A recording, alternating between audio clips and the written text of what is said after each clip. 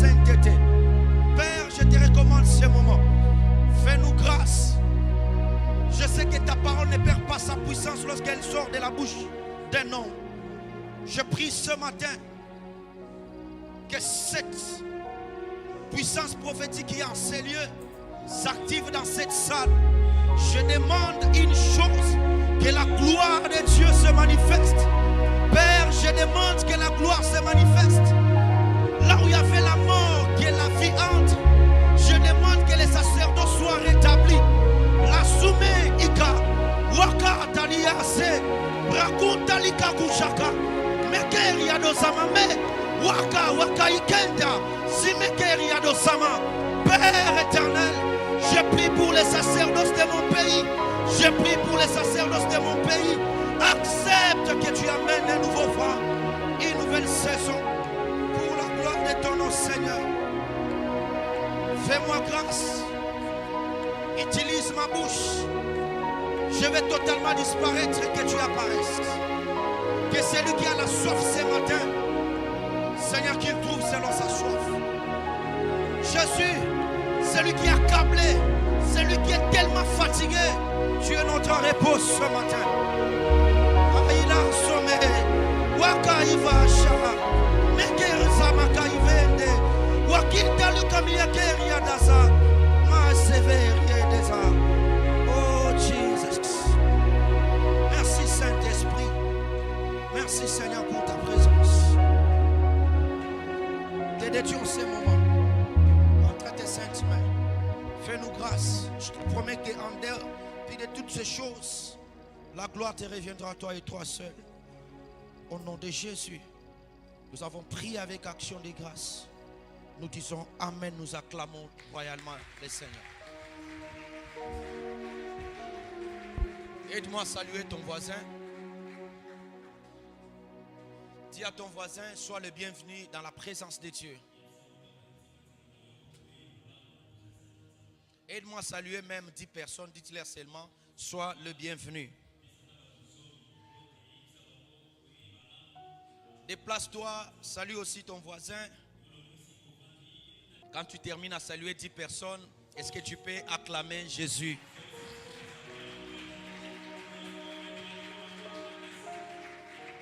Alors j'aimerais que tu dises à ton voisin, tu ne dois pas regretter ce temps ici. Dis à ton voisin, tu ne regretteras pas ce temps ici. Au cas contraire, ce temps ici te donnera les soucis pour ce qui s'est passé les jeudis. Alléluia. Veuillez nous rasseoir. Vraiment, nous disons merci à Dieu qui nous a donné la force d'être encore là aujourd'hui. J'ai dit aussi merci au pasteur David et son épouse. J'ai dit aussi merci à maman Nelly et notre papa, le docteur Vicky. Vraiment, c'est un couple, quand je les vois, ils m'enseignent personnellement. Nous n'avons que 4 ans de mariage et sont déjà au-delà des 10. Je demande seulement que Dieu vous donne la force de vieillir. Et je vous dis sincèrement, vous êtes un modèle pour moi d'abord. Vous savez que dans cette génération, c'est difficile de voir l'homme laisser sa femme au travail de Dieu, au service de Dieu. C'est difficile. Mais je vois qu'ici, il y a l'équilibre. Toi qui es célibataire, que Dieu te donne ici un bon mari, alléluia. Que Dieu te donne ici une bonne femme, alléluia. Alors ce matin, j'aimerais que nous puissions partager quelque chose. Alors j'aimerais que nous puissions prendre nos Bibles. Nous sommes en Apocalypse chapitre 1er. On va commencer à partir du verset 4. Apocalypse chapitre 1er, le verset 4. La Bible dit ceci. Jean aux églises qui sont en Asie, que la grâce et la paix vous soient données de la part de celui qui est, qui était et qui vient, et de la part des 7 esprits qui sont devant son trône, et de la part de Jésus-Christ, le témoin fidèle, le premier-né des morts et le prince des rois de la terre, à celui qui nous aime, qui nous a délivrés de nos péchés par son sang. Le verset 6 m'intéresse. Et qui a fait de nous, j'aimerais que tu soulignes, qui a fait de nous un royaume.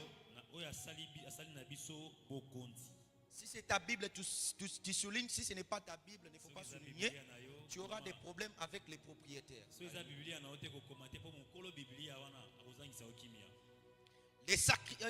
Et qui a fait de nous un royaume des sacrificateurs pour Dieu son Père. À lui soit la gloire et la puissance au siècle des siècles. Amen. Nous sommes en 2 Rois chapitre 4.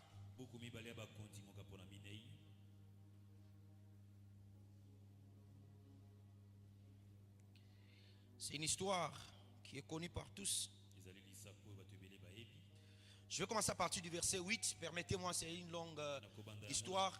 Et je vais cibler un peu par-ci, par-là. La Bible déclare: un jour, Élisée passait par Sunem. Il y avait là une femme de distinction qui les pressait d'accepter à manger. Et toutes les fois qu'il passait, il se rendait chez elle pour manger.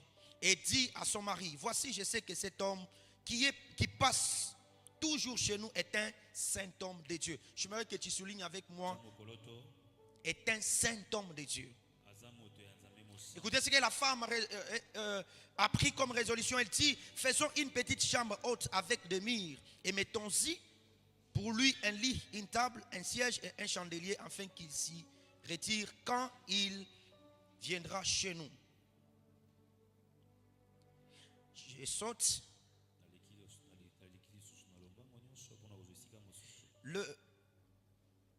Commençons par le verset 11 toujours, continuons. Élisée s'étant revenu à Sunem, se retira dans la chambre haute et y coucha. Il dit à Géasi son serviteur: appelle cette femme sunamite. Géasi l'appela et elle présenta devant lui. Et Élisée dit à Géasi: dites-lui, voici, tu nous as montré tout cet empressement, que peut-on faire pour toi? Faut-il parler pour toi au roi ou au chef de l'armée?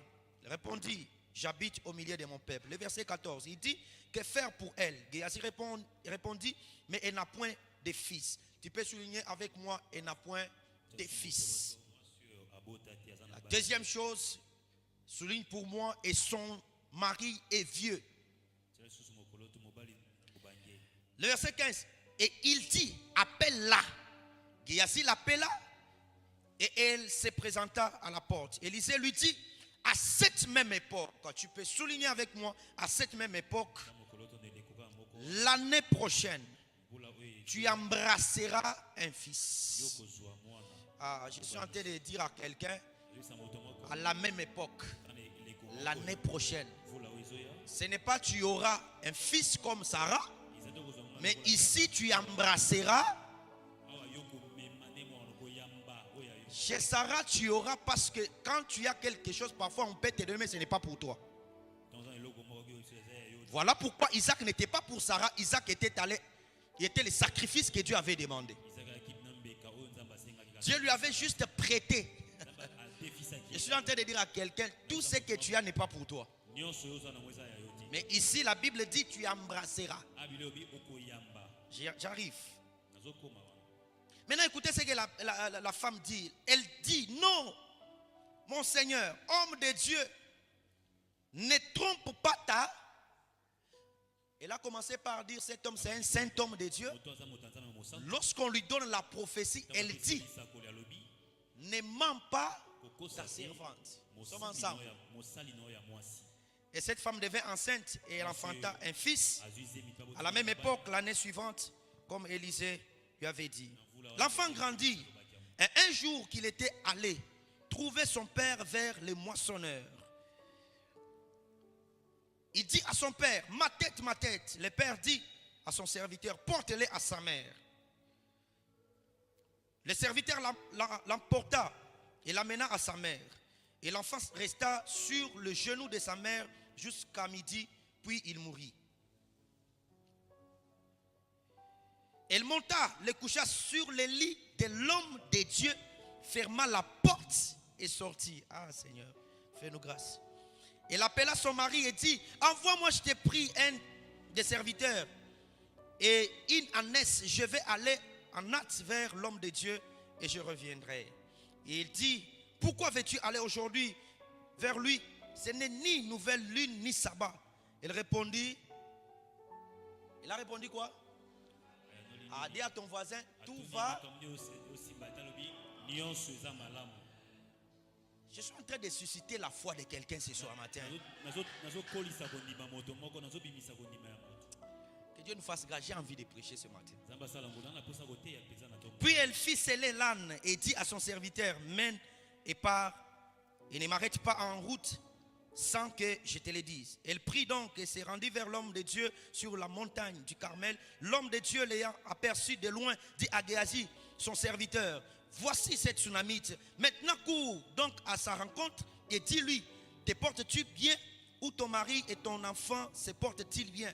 Elle répondit, bien.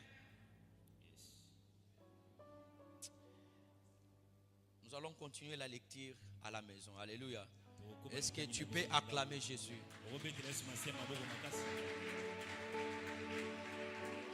Ma prière est que Dieu te donne la capacité. Tu sais, quand je suis en train de lire ici, je sens toujours de nouvelles choses qui arrivent.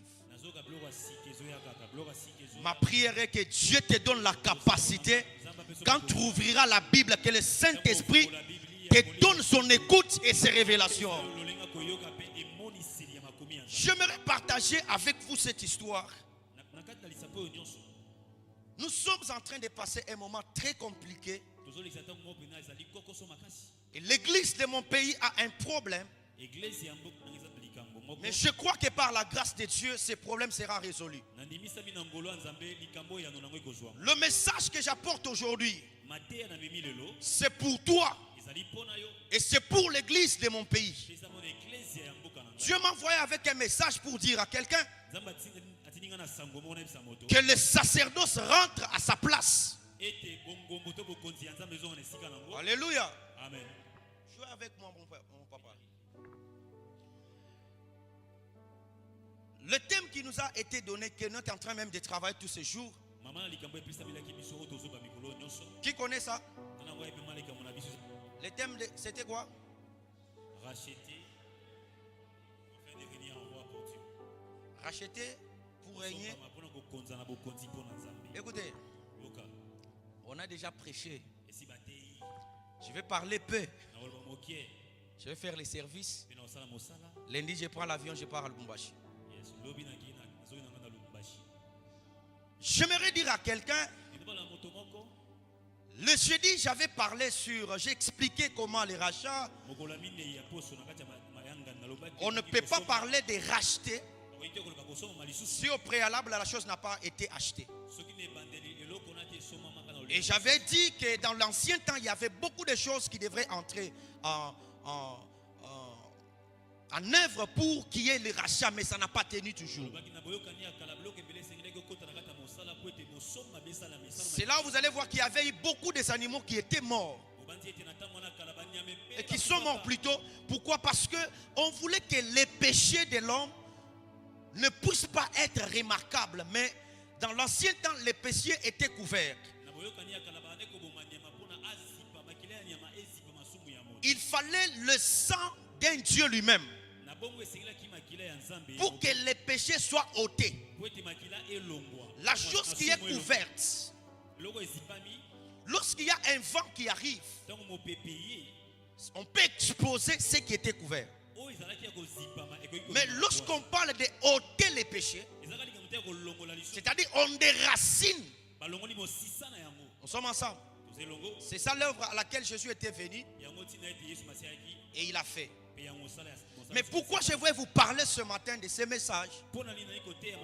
C'est pour révéler à l'église que le temps est déjà arrivé où nous devons vraiment être éveillés, parce que nous sommes en train de perdre la qualité de ce qui était l'œuvre de la croix. La Bible nous dit dans le livre d'Apocalypse l'Apocalypse, il a fait de nous un royaume de sacrificateurs. Lorsqu'on parle du royaume, c'est-à-dire qu'il doit y avoir un roi qui gouverne le royaume. Vous allez remarquer avec moi, la capacité d'un roi n'est pas d'abord sa personne. Parce que tu peux être un roi mais pour ne pas régner. Tu peux être un roi mais pour ne pas avoir une fonction.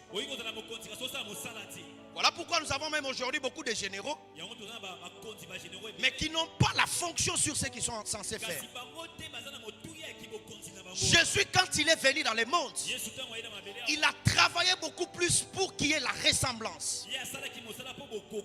Parce que dans le jardin d'Éden, nous avions perdu ce qui était la nature de Dieu pour nous.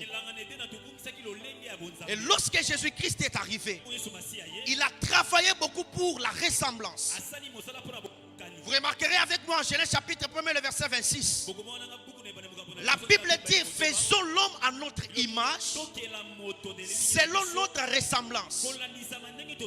Cela veut dire, lorsqu'on parle de l'image, on voit la présentation exacte de la personne. Lorsqu'on parle de la ressemblance, on fait déjà mention aux actions de la personne. En d'autres termes, lorsque Dieu nous a créés, le but ultime de Dieu, c'était pour que nous puissions être comme lui. Voilà pourquoi dans le jardin d'Éden, les lions et d'autres animaux féroces ne pouvaient pas faire face à l'homme. Parce que je vous avais expliqué le jeudi, Dieu avait dit que l'homme puisse dominer sur les oiseaux du ciel, sur les animaux des champs et sur les poissons de la mer.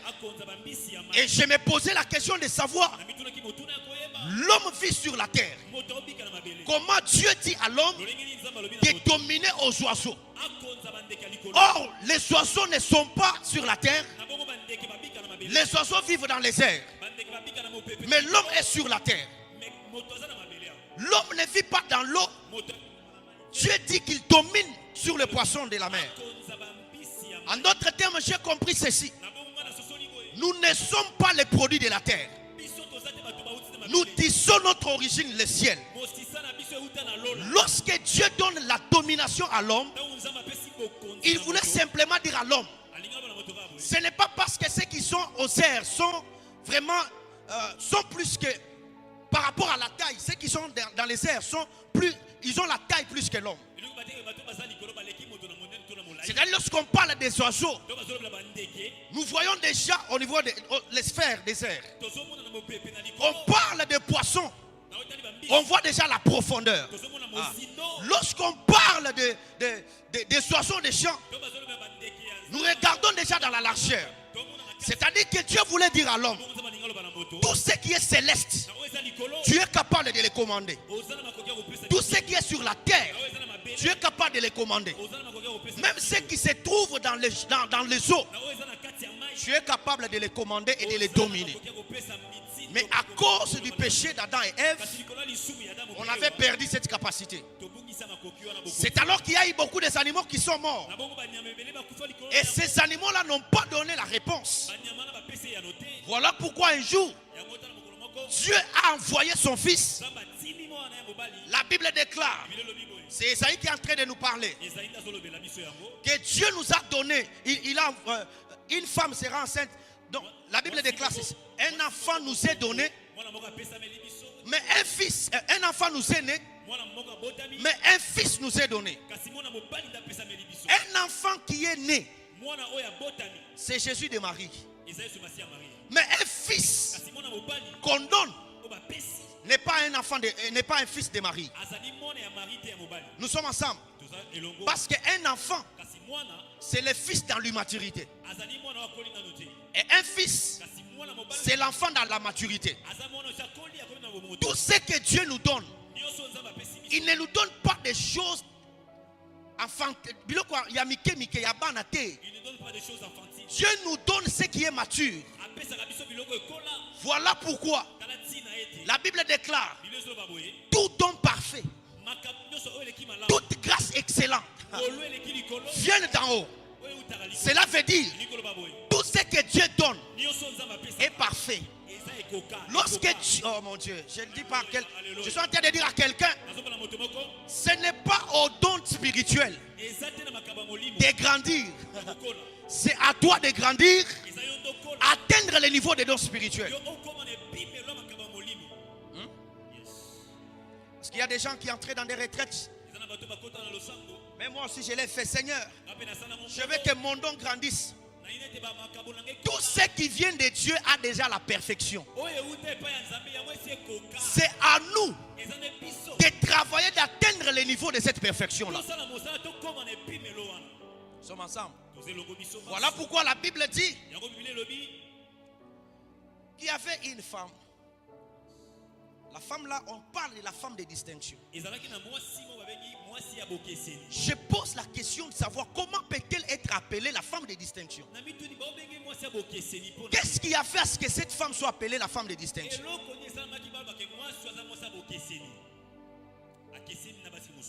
J'ai compris une chose. Lorsque tu veux, Dieu veut te distinguer, il regarde l'état de ton cœur. Alléluia. Amen. Tu ne peux pas vivre la distinction avec Dieu tant que ton cœur a un problème. La femme est appelée la femme de distinction. Il y a des choses que je vais vous parler qui expliquent pourquoi elle est appelée la femme de distinction. Parce que chaque femme qui se respecte, lorsqu'elle met au monde son fils, il y a déjà un nom qu'on doit donner à cet enfant. Je me pose la question, cette femme-là était maman Nelly, son nom c'était Nelly, Sarah, mais on a zappé son nom donné par la famille. Mais on parle que c'est la femme de distinction. En d'autres termes, la qualité travaillée a fait à ce qu'on oublie son propre nom. Ma prière ce matin, les gens peut-être ne connaissent pas ton nom, mais dès que tu travailles sur ce que Dieu t'a donné, les gens connaîtront les fruits avant qu'ils connaissent même l'arbre. Elle est appelée la femme de distinction. C'est par rapport à ce qu'elle était en train de faire. La Bible dit qu'il y avait Élisée qui était censé de passer à chaque moment. La femme a dit à son mari qu'on puisse quand même bâtir une chambre haute. Je crois que dans des temps qui arrivent, je viendrai pour vous expliquer, parce qu'il dit qu'on puisse construire une chambre haute avec des murs. Avec des murs. Bon, comment elle peut donner ce genre? Parce que quand on parle déjà, d'une chambre, c'est-à-dire il doit y avoir les murs, n'est-ce pas?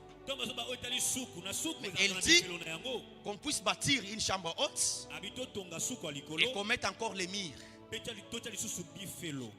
Je vous épargne de beaucoup de détails, mais que Dieu nous fasse grâce. Dans les jours à venir, on va expliquer.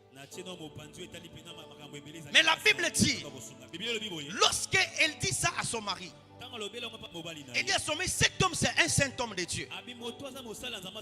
J'aimerais dire à quelqu'un, si tu vois celui qui est devant toi comme responsable, si tu te focalises sur ses faiblesses, tu ne bénéficieras jamais de ce qu'il a. La Bible déclare, il a fait les uns comme apôtres, les autres comme prophètes, les autres comme.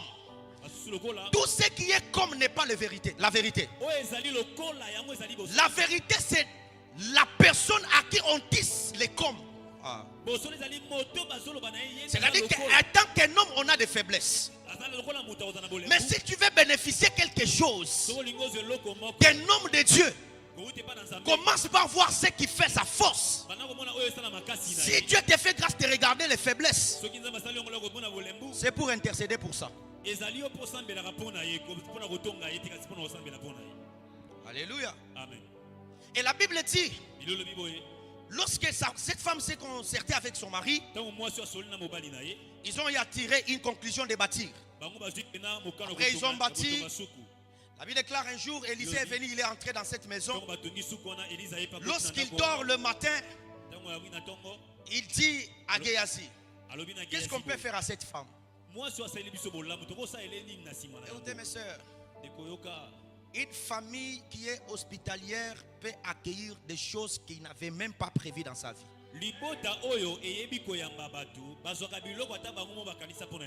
Remarquez toutes les familles qui accueillent beaucoup ne manquent de rien. C'est alors la Bible déclare, ils sont entrés dans la maison. Élisée a dit, va appeler cette femme. On a appelé la femme est venue. On lui pose la question qu'on puisse parler pour elle. Il dit que non, qu'on ne parle pas pour moi, je suis dans ma nation. Et après cela, le prophète dit, l'année prochaine, à la même époque, tu embrasseras un fils. La Bible déclare que la femme dit, ne trompe pas ta servante. Je me pose la question. Elle venait de dire que cet homme c'est un saint homme de Dieu. Mais lorsqu'on lui parle de la prophétie, il dit qu'il ne ment pas. Or la Bible déclare celui qui m'a est un fils du diable. En d'autres termes, la femme voulait dire à Élisée, à cause de ta prophétie, tu es devenu un fils du diable. Nous sommes ensemble. Maintenant, quand je regarde aussi une femme de Sarepta, la Bible dit que Dieu a ordonné à Élie d'aller après le torrent de Kérit, d'aller chez cette femme. J'ai ordonné à une femme de te nourrir. Mais lorsque Élie entre, il commence à demander à manger. Cette femme refuse. Je pose la question. C'est Dieu qui vient de dire que j'ai ordonné. Mais quand on arrive chez la femme refuse. Et lorsqu'on donne la prophétie, la femme libère ce qu'elle a fait. Mais la femme tsunamite, lorsqu'on donne la prophétie, au lieu de donner, elle rejette la prophétie. Mais elle a donné, pas à cause de la prophétie, elle a donné à cause de son cœur. J'aimerais dire à quelqu'un, si tu veux donner à Dieu, donne lorsqu'on ne t'a pas demandé. Si tu donnes lorsqu'on ne t'a pas demandé, tu actives aussi qu'on te donne ce que tu n'as pas demandé. Si tu donnes à Dieu lorsqu'il ne t'a pas demandé, tu as activé déjà la saison d'avoir ce que tu n'as pas demandé. Voilà pourquoi la première des distinctions de cette femme, c'est parce qu'elle ne faisait pas les choses pour recevoir après, mais elle les faisait avec un bon cœur. Ma prière ce matin, que Dieu nous donne des hommes et des femmes qui doivent servir Dieu, pas pour avoir, mais pour l'amour pour Dieu. Alléluia. Voilà pourquoi la Bible dit, lorsque cette femme reçoit la prophétie, elle renonce à cette prophétie. Comme la Bible déclare, Dieu est derrière les paroles de ses serviteurs pour les accomplir. Ce jour-là, Dieu a ordonné afin que cette femme tombe enceinte. L'année prochaine, certainement elle a embrassé le fils. J'aimerais dire à quelqu'un, tout ce que Dieu dit, c'est ce qui va se passer. J'ai toujours dit ceci. Dieu parle au singulier, mais l'accomplissement est au pluriel. Lorsqu'il te dit que je t'ai béni, il entre dans toutes sortes de compartiments pour accomplir la bénédiction. Lorsqu'il te dit, non, je vais te donner le mariage. Est-ce que vous savez que dans la Bible, la première fois qu'on parle de fiançailles, c'est lorsqu'on parlait de Marie. Pourquoi on a parlé d'elle? Parce qu'elle était vierge. Et elle devrait avoir un bébé. C'était un miracle. Mais dans toute la Bible, lorsque Dieu dit à quelqu'un que je t'ai fait, je parle de Jérémie, La Bible déclare, avant que tu isses, étais formé dans le ventre de ta mère. Je te connaissais déjà. Je t'avais établi 2 prophètes sur les nations. Pendant ce moment-là, Jérémie n'avait pas encore prophétisé. J'aimerais dire à quelqu'un, ce que tu es aujourd'hui, ce n'est pas ce que tu as maintenant, c'est ce que tu avais déjà prévu pour toi. Alléluia. Aucun homme ne peut enlever une lettre qui compose ta bénédiction. Aucun homme sur la terre ne peut enlever ce qui compose ta bénédiction. C'est là où vous allez comprendre. La Bible déclare la bénédiction de l'Éternel enrichit et ne se fait suivre d'aucun chagrin. Lorsqu'on parle de la bénédiction, ce n'est pas l'argent. La bénédiction n'est pas des maisons. Ce ne sont pas des véhicules.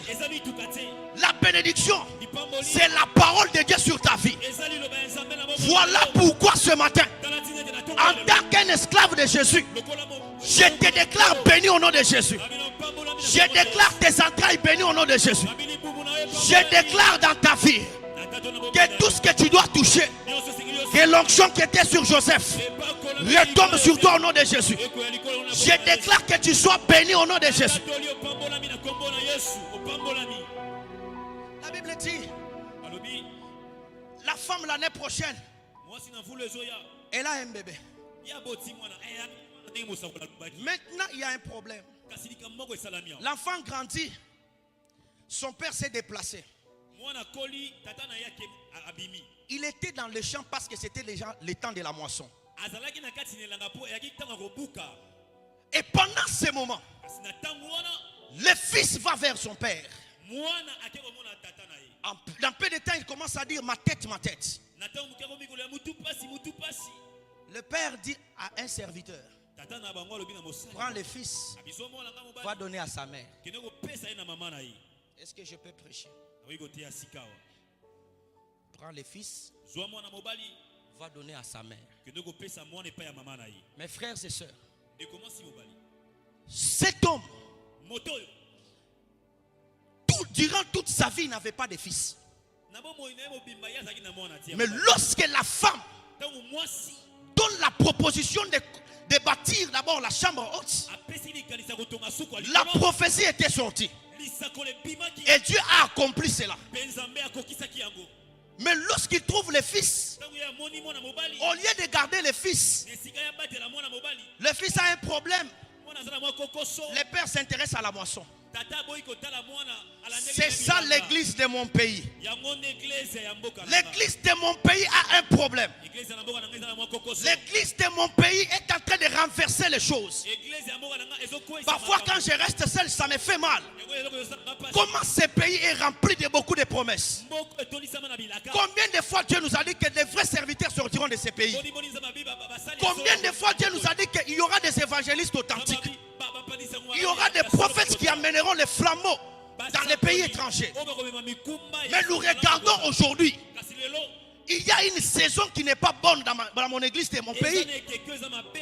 C'est que tout le monde aujourd'hui s'intéresse aux dons spirituels. Parce que lorsqu'on parle de la moisson, il y avait une fête de la moisson. C'est ce qui s'est passé à la chambre haute. À la chambre haute, tout le monde parlait en langue. Il y avait des gens qui prophétisaient. Mais ils avaient oublié une chose que Jésus avait dit.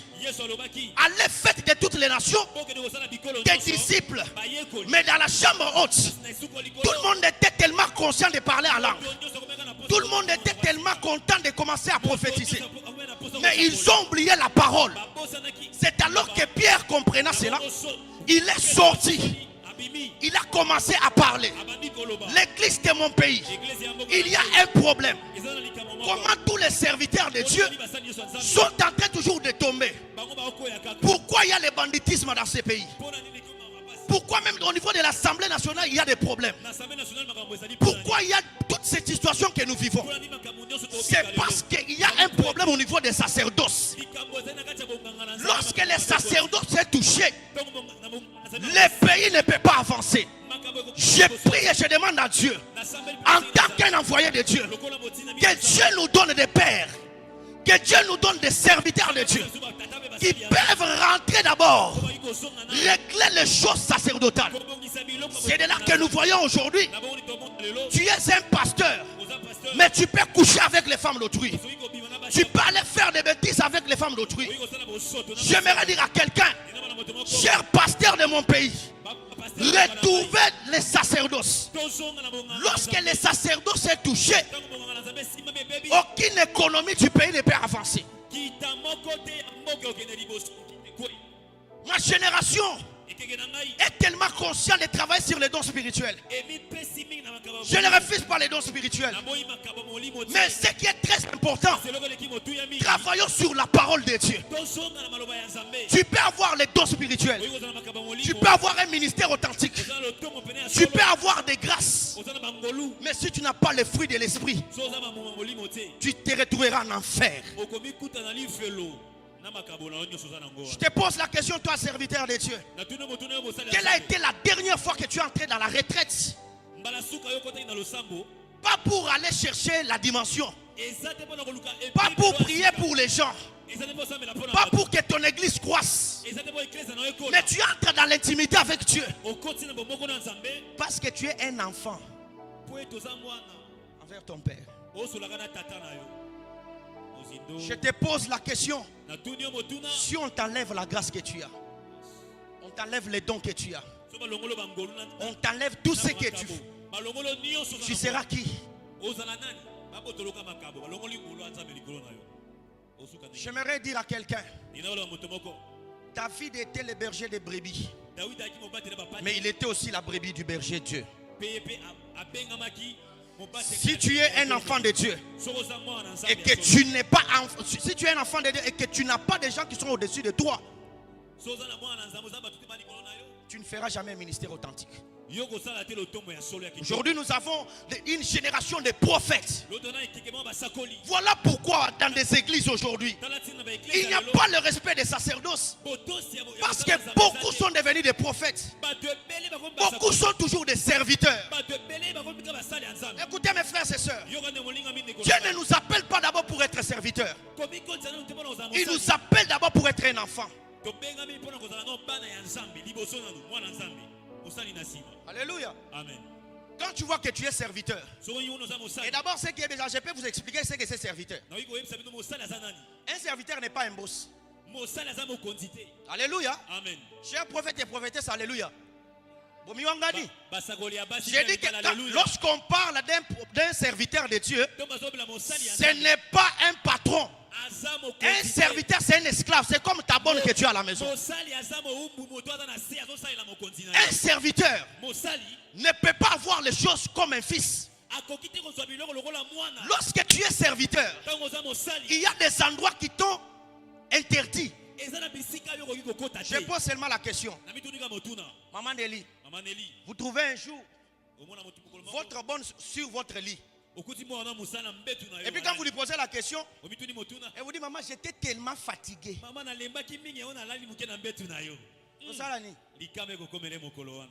Mais quand vous allez trouver votre fille sur votre lit, vous allez faire quoi? Vous avez compris? Le problème c'est quoi?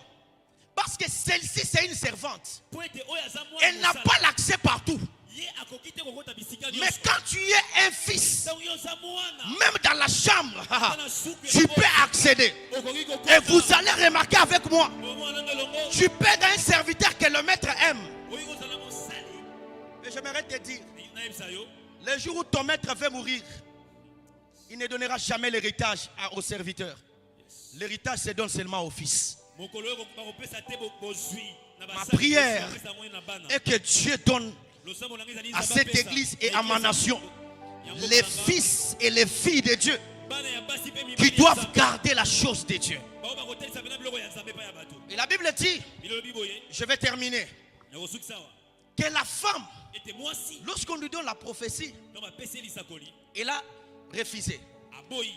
L'homme a envoyé le fils avec les serviteurs. La Bible déclare que quand la maman a pris l'enfant, l'enfant est mort. Ah, j'aime bien la Bible. Lorsque le fils meurt, ce que j'aime avec cette femme, c'est qu'elle n'a pas commencé à crier. Chère voisine, mon fils est mort. La Bible déclare, lorsque le fils meurt, la femme prend le fils. Il amène l'enfant dans la chambre du prophète. Je pose la question à la femme. Le prophète n'est pas là. Tu entres dans sa chambre comment? Normalement, ça ce n'est pas normalement. Bien même si je suis chez toi, tu ne peux pas accéder dans ma chambre comme tu me l'as déjà donné. Maintenant, ce qui est bizarre avec cette femme, c'est qu'à l'absence du prophète, elle entre dans la maison sans demander au prophète. Je pose la question à la femme. Comment tu accèdes dans la maison d'autrui? La femme me répond, elle dit, j'entre dans cette maison. Le fils est mort. Mais le fils est le produit de la parole qui était sortie dans cette maison. Parce que c'est dans cette maison que le prophète avait prononcé que l'année prochaine, tu embrasseras un fils. Lorsque le fils meurt, il a retourné l'enfant seulement là où la prophétie était. Oh mon Dieu. Je suis en train de dire à quelqu'un, lorsque Dieu t'élèvera, lorsque Dieu te fera ce qu'il voulait de toi, reconnais par où tu es sorti. Je parle aux hommes et aux femmes. Aujourd'hui, tu es en train de te rechercher. Lorsque tu seras dans l'élévation, rappelle-toi d'où tu es sorti. Rappelle-toi de ce qui a fait ta force. Est-ce que je peux bénir les protocoles en ces lieux? Je bénis tous les protocoles, maman, en ces lieux. Tu étais protocole quand tu étais célibataire. Tu es marié. Tu restes à être toujours protocole. Je suis en train de demander à Dieu que Dieu te bénisse au nom de Jésus. Aujourd'hui, nous avons des protocoles.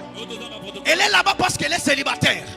Lorsqu'elle trouve seulement le mariage, c'est tout pour elle. Ton mariage était le produit du protocole. Même quand tu entreras dans le mariage, ne laisse pas ce qui t'a donné cette gloire-là. Si c'est l'intercession, reste à l'intercession. Si c'est à la chorale, reste dans le département que tu as. Alléluia. Cette femme retourne l'enfant dans la chambre haute. Parce que l'enfant était le produit de la parole de la chambre haute. Et la Bible déclare, lorsqu'elle entre, elle ferme la porte. Pourquoi elle a fermé la porte? Parce que de peur que les gens viennent et entrer dans la chambre et trouver le fils mort. C'est-à-dire, j'aimerais dire à quelqu'un, celui qui a la foi, il voit différemment. Celui qui a la foi, il a le langage différent. Imaginez-vous, cette femme n'avait pas d'enfant. Ça fait des années. On remarque que son mari était déjà vieux. Mais lorsqu'il trouve le fils meurt. Mais cette femme, est-ce que vous savez qu'il n'y a pas une douleur sur la terre de perdre un fils? Pas même n'importe quel fils. On dit le fils unique. Mais lorsque cette femme perd cet enfant, elle envoie les gens pour dire à son mari. Plutôt, elle part voir son mari.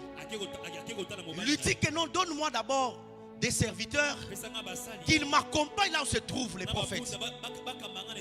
Je suis en train de prier et demander à Dieu que Dieu donne à mon pays les serviteurs de Dieu, les prophètes qui doivent avoir une position. Aujourd'hui, nous avons des prophètes clandestins.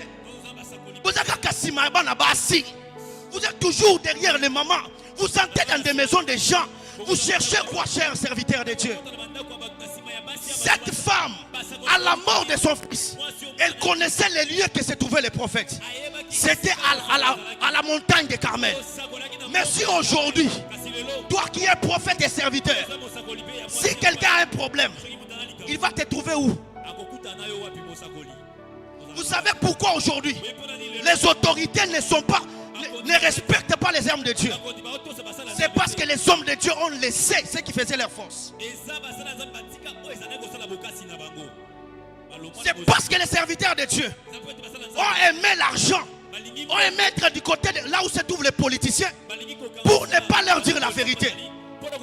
Or, dans la Bible ici, ce sont les prophètes qui régnaient les rois.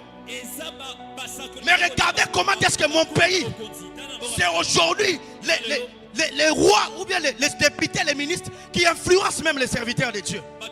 Je prie et je demande à Dieu que Dieu nous donne des serviteurs, que Dieu nous donne des servantes qui ne seront jamais influencés par les hommes de ce monde.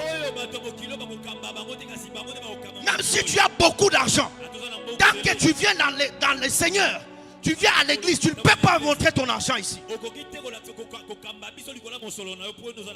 Aujourd'hui, tous les serviteurs fléchissent. On aime seulement porter. On a travaillé sur la parure extérieure, mais les fonds, il n'y a pas. Voilà pourquoi aujourd'hui on entre à l'église, quelqu'un vient malade, il rentre malade. Il n'y a pas. Où est l'église de mon pays, Seigneur? Seigneur, fais-nous grâce, fais-nous grâce. Comment quelqu'un peut venir lié à l'église? Il rentre encore lié. Parfois d'autres personnes meurent à l'église. Parce que le sacerdoce a un problème. Mais ce que je sais, même si dans les temples les fils d'Élie couchent avec les enfants, il y a un Samuel qui dort devant l'arche. Que Dieu nous donne dans cette génération des Samuel qui dormiront devant l'arche. Que Dieu nous donne dans cette génération les hommes qui dormiront devant l'arche. Ce que j'aime avec Samuel, Samuel dormait devant l'arche. Mais vous remarquerez avec moi dans la Bible, l'arche était mise dans le Saint des Saints. Et pour entrer dans le Saint des Saints, il faut que tu sois le souverain sacrificateur. Et on entrait là-bas une seule fois là. Et il y avait des conditions. Il fallait que tu sois purifié. Et lorsque tu entres, il faut qu'il y ait une clochette avec une corde au niveau de ton pied. De peur que quand tu entres là-bas, la présence de Dieu tue. Et si tu meurs, personne ne peut pas accéder là-bas. On va te tirer avec cette clochette. Mais aujourd'hui, nous avons des serviteurs de Dieu qui ont déjà laissé Dieu longtemps. Ils sont en train de s'intéresser à l'argent. Ils sont devenus des influenceurs sur des Facebook. Mon Dieu, je prie que tu nous donnes une génération qui ne doit pas fléchir les genoux devant Akab, devant Jézabel. Et lorsque cette femme, son mari lui pose la question, qu'est-ce qui ne va pas? Aujourd'hui, ce n'est ni la fête de la lune, ni les sabbats. Tu veux aller voir l'homme de Dieu, pourquoi? La femme avait perdu le fils. Écoutez la réponse de la femme. Tout va bien. J'aimerais dire à quelqu'un, si tu avais perdu la foi, parce qu'il y a des circonstances devant toi, je demande ce matin que Dieu te renouvelle cette foi. Celui qui a la foi, il ne peut pas confesser la négativité dans sa bouche. Il sera comme David devant Goliath. Lorsqu'il arrive, il dit à Goliath, je vais taper cette incirconcision. La Bible déclare, Goliath lançait les défis. À chaque moment, la Bible dit il n'y avait personne qui pouvait sortir. Les défis de Goliath, il cherchait un homme. Or Israël ne se battait pas avec un individu. C'est-à-dire que Goliath connaissait la faiblesse d'Israël. Il savait qu'Israël, lorsqu'il veut se battre, c'est tout le peuple qui va venir. C'est alors qu'il a ce défi-là de chercher un homme. Voilà pourquoi on n'avait pas trouvé un homme. Pendant que Goliath connaissait la faiblesse d'Israël, lui pensait qu'Israël ce n'est qu'un groupe. Il a lancé le défi, il n'y avait personne. C'est alors que Dieu était en train de se préparer un David. J'aimerais dire à quelqu'un, c'est toi qui dois terminer le défi de ta famille. Dieu est en train de te chercher, c'est toi qui dois mettre fin aux choses qui se passent dans ma nation. C'est toi. C'est alors que Goliath vient. Il dit, donnez-moi seulement un homme. S'il me bat. Écoutez mes frères, ce qui a tué d'abord Goliath n'est pas la pierre de David. La mort de Goliath a été par rapport à ce qu'il prononçait dans sa bouche. Parce que dans la bouche d'un champion, même si devant toi il y a quelqu'un, parle la positivité. Mais lui dit, cherche quelqu'un, s'il me bat, directement lui-même était déjà en échec. Maintenant écoutez quelqu'un qui a la foi. Lorsque David arrive, il dit, pourquoi vous permettez à cet incirconcis commencer à insulter les dieux d'Israël? Comme cela ne suffisait pas, il dit, qu'est-ce qu'on donnera à celui qui frappera cet incirconcis? Je pose la question. La récompense est le produit du travail fait. On ne peut pas commencer à réclamer la récompense sans toutefois d'abord te battre. Les gens de ce monde disent, on ne chante pas la victoire. Mais quelqu'un qui a la foi, comme David, lorsqu'il est devant cet homme, il commence à demander la récompense avant de se battre. C'est-à-dire qu'il avait déjà la foi, parce qu'il a fait l'expérience dans la bourse avec les lions et l'ours. Goliath pour lui était un tremplin de sa gloire. Goliath pour lui c'était une opportunité de se marier sans doter. Je suis en train d'informer à quelqu'un. Lorsque tu as la foi, tu es capable de bouger les choses et les... Oh mon Dieu. La personne qui a la foi est capable de prendre quelque chose dans la provision de Dieu sans demander à Dieu. Je suis en train de dire à quelqu'un, la foi, tu es capable de prendre quelque chose qui n'était pas dans ton programme, mais ça entre dans ton programme à cause de ta foi. C'est là où la Bible est en train de dire qu'il est le consommateur de notre foi. J'aimerais dire à quelqu'un, si tu veux avoir la cuisine de Dieu dans ta maison, la cuisine de Jésus s'appelle la foi. Si tu veux que Jésus soit gourmand dans ta vie, applique ta foi, tu le verras tous les jours. C'est alors que cette femme, lorsqu'elle arrive, elle dit que tout va bien. Son mari l'a laissé la femme partir. Lorsque la femme est en train de partir, la Bible déclare, il arrive, le prophète Élisée a remarqué que la femme était en train de venir. Il a envoyé Géasi, va demander à cette femme sunamite, qu'est-ce qu'il y a? Son fils ou son mari? Lorsque Géasi pose la question, qu'est-ce qui ne va pas? La femme dit, bien. Pendant ce moment, le fils est mort. Et il a même le corps du fils. Le prophète est où? À la montagne. Lorsqu'on parle de la montagne, on voit déjà la prière. C'est alors que la femme arrive. Chez son mari, tout va bien. Chez les serviteurs, bien. Mais lorsqu'elle voit Élisée, la Bible déclare, et là, elle se jette aux pieds d'Élisée. Elle commence à pleurer. Le prophète pose la question, qu'est-ce qui ne va pas? Il dit que mon fils est mort. Je pose la question à la femme, tous ces temps, ton mari ne connaît pas que le fils est mort. Les serviteurs d'Élisée, tu lui as dit que c'est bien. Mais comment tu arrives chez Élisée tu commences à pleurer. Lorsqu'elle pleure, le prophète dit, comment l'Éternel ne m'a pas montré ça? J'ai commencé à comprendre une chose. Le prophète Élisée était à la montagne. C'est-à-dire qu'il était dans la communion avec Dieu. Je pose aussi la même question. Comment il n'a pas découvert que le fils de la femme tsunamite était mort? J'ai compris une chose.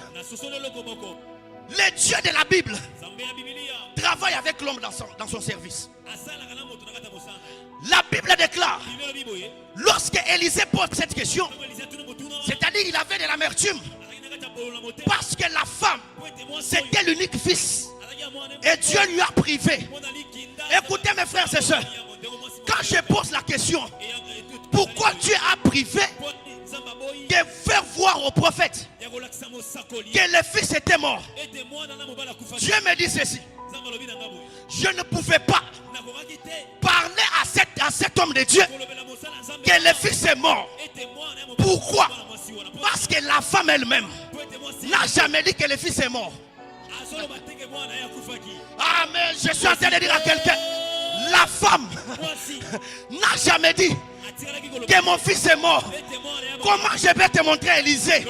Je suis en train de dire à quelqu'un, Dieu fera avec toi ce que tu confesses. Ah, celui qui est capable d'avoir la foi et de confesser, tu es censé de changer la saison de ta vie.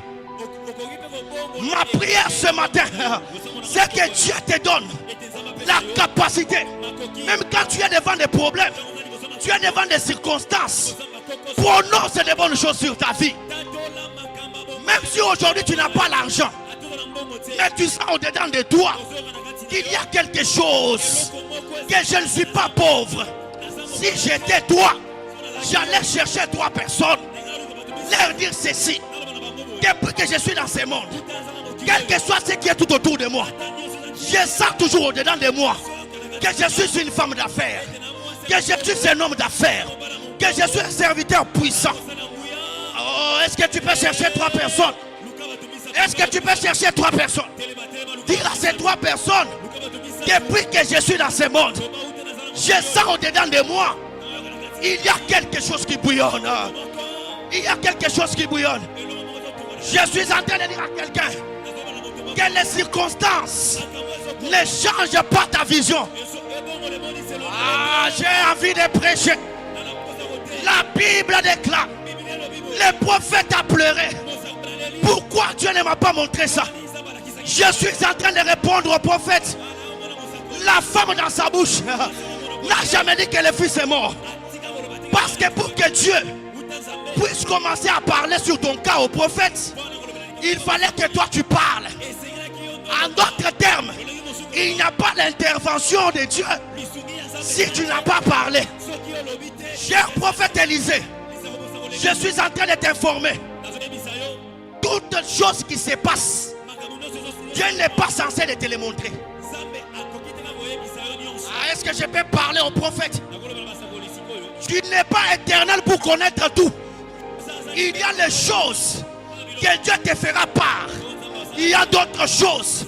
À cause de ma foi, tu ne les verras jamais. À cause de ma foi, tu ne les verras jamais. Il y a des choses que cette femme avait. Elle avait la foi. Elle avait la confession. Oh, est-ce que je peux parler à quelqu'un? Lorsque tu as la foi te donne le monopole sur tout ce qui se trouve sur la terre.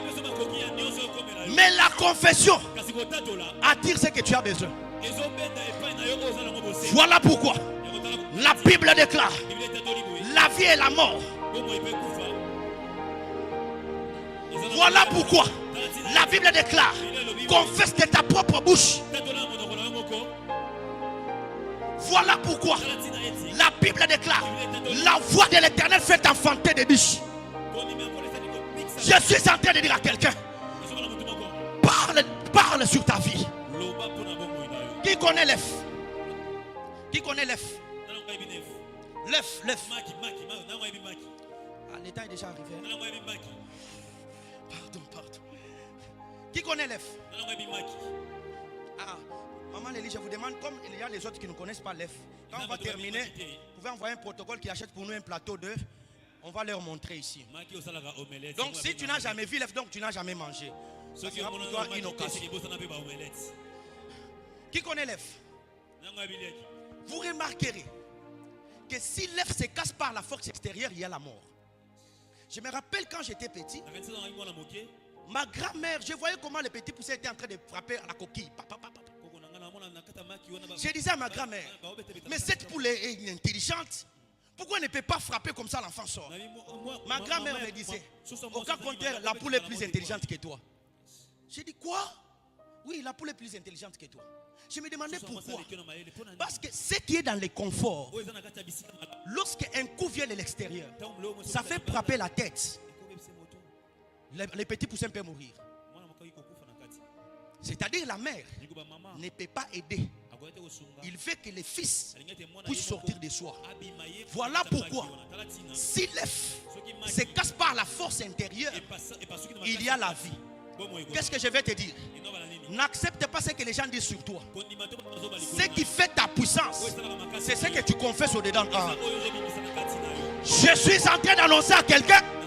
Est-ce qu'il y a quelqu'un qui sent qu'il doit se marier maintenant là? Même s'il n'y a pas aujourd'hui, je suis en train de te dire tu dois te marier. Oh. Est-ce qu'il y a quelqu'un qui peut se confesser de bonnes choses?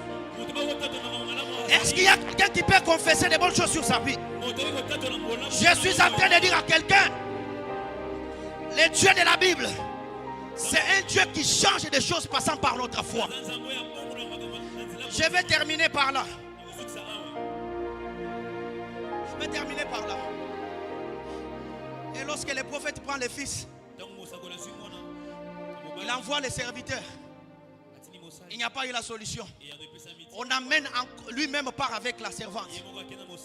Il dort sur les fils, bouche contre bouche, les yeux contre les yeux, pour que l'enfant puisse ressusciter. J'ai compris une chose. Après le fils est ressuscité, je comprends ceci. Si le fils était mort, c'était le premier souffle. Mais le deuxième souffle de cet enfant n'était pas encore le souffle de sa famille. C'était le souffle du prophète. Or le prophète, c'est la bouche de Dieu. Quand il prend la bouche, il souffle dans la bouche de l'enfant. C'est-à-dire que c'est Dieu qui remet le bon souffle. Lorsqu'il prend les yeux, il fixe sur le fils, les yeux contre les yeux. Il voulait communiquer la vision divine. Je suis en train de dire à quelqu'un, à partir d'aujourd'hui, fini les problèmes des liens familiales. Parce que ce que je suis en train de te prêcher, c'est-à-dire que tu reçois un nouveau souffle. Si dans ta famille, on t'avait déjà maudit, reçois le souffle de la bénédiction. Si dans ta famille, on t'avait déjà lié pour que tu tombes malade, je suis en train de te dire, à partir d'aujourd'hui, que Dieu change ta vie au nom de Jésus. Oh mon Dieu. Mon Dieu. Mon Dieu.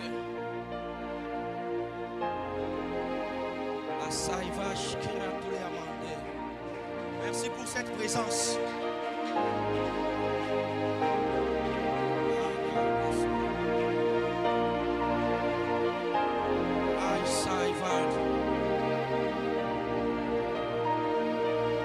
Merci Saint-Esprit. Il y a un souffle de Dieu maintenant.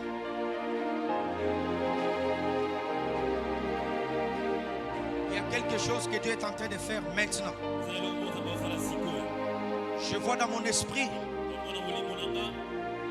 un vent qui est en train de descendre avec précipitation. Et j'entends clairement dans mon esprit qu'il y aura des gens qui seront baptisés du Saint-Esprit. Saint-Esprit, merci pour cette présence. Gisèle, c'est qui? Gisèle. Je vois une puissance qui est en train de tomber sur Gisèle.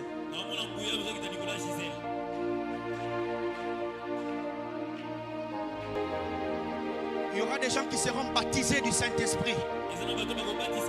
Il y a les gens que Dieu est en train d'amener dans des grandes dimensions ce matin. Je suis en train de dire à quelqu'un, il y a une puissance qui va descendre dans quelques peu de temps.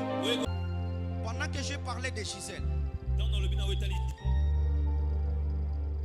je suis en train de voir un poutou.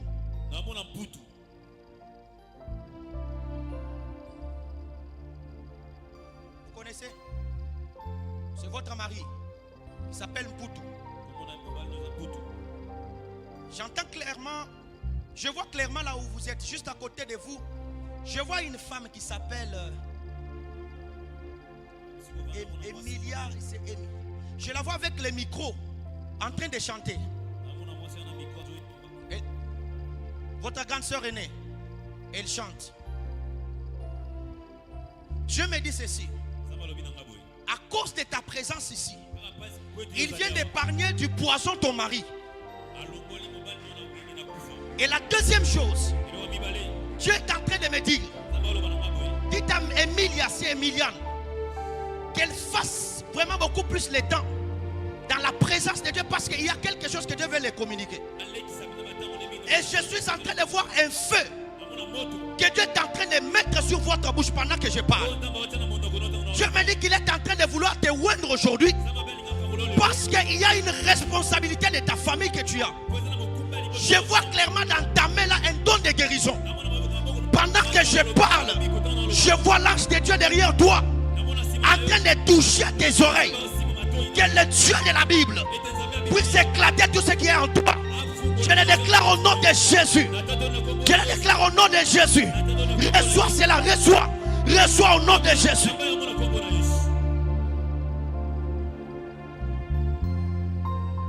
Merci Saint-Esprit. Merci pour cette onction que tu déverses. Merci pour cette puissance que tu es en train de déverser. Qui est né les trois?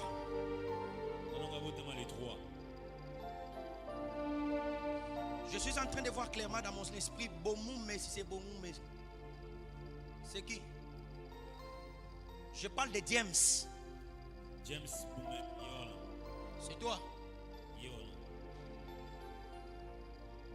Je suis en train d'entendre clairement dans mon esprit Dieu me dit ceci. C'est toi les photographes. Ce matin, Dieu vient de te faire une faveur. Il vient d'implanter la faveur dans ta vie. Parce que je suis en train de voir quelqu'un qu'on avait mis dans une pièce. Je voyais que la pièce était en train de te faire encore devenir encore trop mince, au point où tu perdais totalement la vie. Dieu me dit que le monde des ténèbres était en train de travailler pour que tu ne puisses pas évoluer. Que tout ce que tu peux trouver soit toujours les choses que tu dois encore beaucoup peiner. Mais Dieu m'a dit que ce matin, il vient de te faire une grâce. Et tu seras un homme qui est rempli de beaucoup de richesses. Je déclare dans ta vie aujourd'hui que Dieu t'accorde aussi une nouvelle saison au nom de Jésus. Est-ce que je peux vous bénir et laisser le micro? Que Dieu puisse te bénir au nom de Jésus. Que tout ce que tu touches prospère. Que tout ce que tu touches puisse avoir une nouvelle capacité. Que Dieu vous accorde l'éclat de votre... D'ailleurs, je prie et je déclare que toutes les femmes qui sont enseignées soient bénies. Dieu vous bénisse. C'est ce qu'on peut acclamer Jésus.